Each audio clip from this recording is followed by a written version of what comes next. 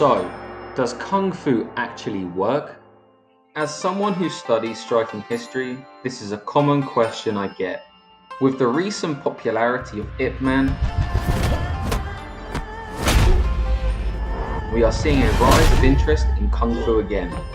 The real answer is yes and no. And to answer it, we need to go back in history. People who advocate Kung Fu often say that a punch is a punch and a kick is a kick. But not all punches and kicks are equal. Bad punches and bad kicks exist too.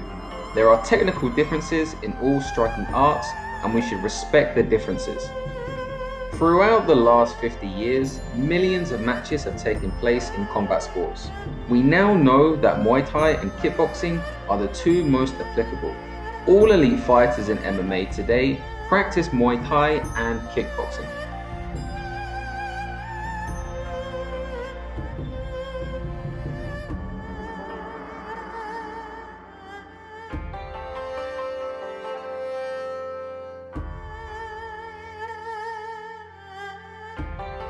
Boxing, karate,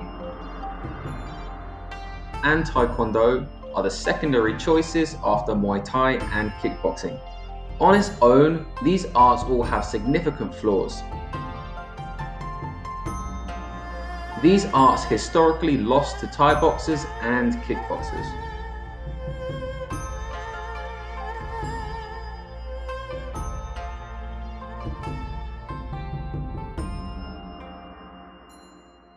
But there is one Chinese martial art that can stand with the best of Muay Thai and kickboxing. Its name is Sanda.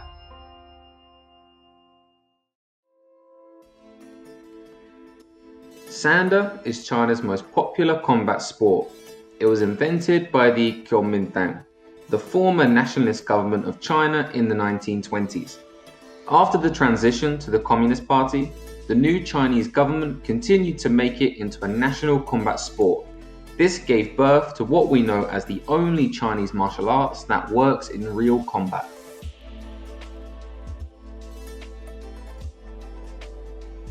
As seen here, real-life scenarios with practitioners testing and using their chosen art to compete or show their skills.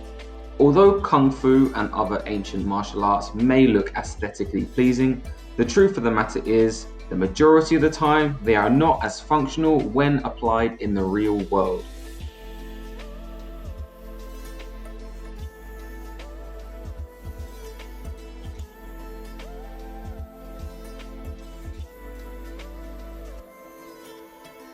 To understand why Sanda works, we need to talk about the two other martial arts that make the four pillars of MMA. MMA is composed of four primary arts. Despite the differences, Muay Thai and kickboxing get lumped into one pillar. Then there's boxing, Brazilian Jiu-Jitsu, and wrestling.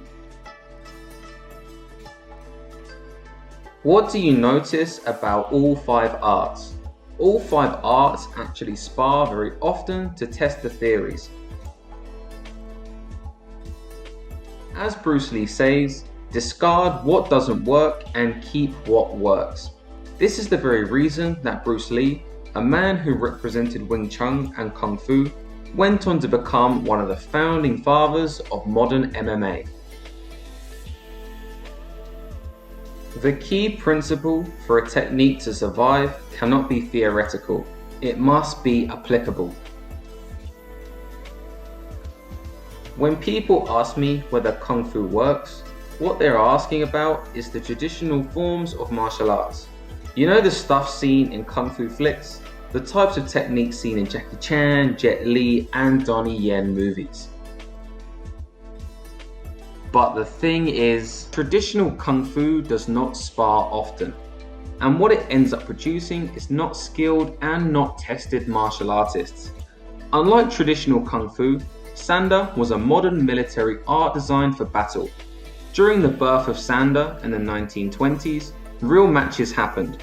These matches were more like gladiator matches rather than modern sport. The matches, like the early days of Muay Thai, boxing, and MMA, were brutal but very real. Over time, Sanda filtered their own techniques and created what works. They also incorporated effective techniques from various disciplines. This gave birth to the only effective Chinese art with Kung Fu influence.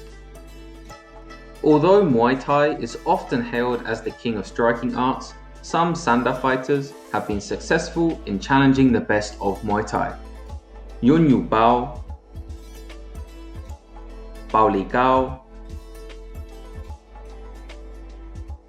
and Yu Hailong.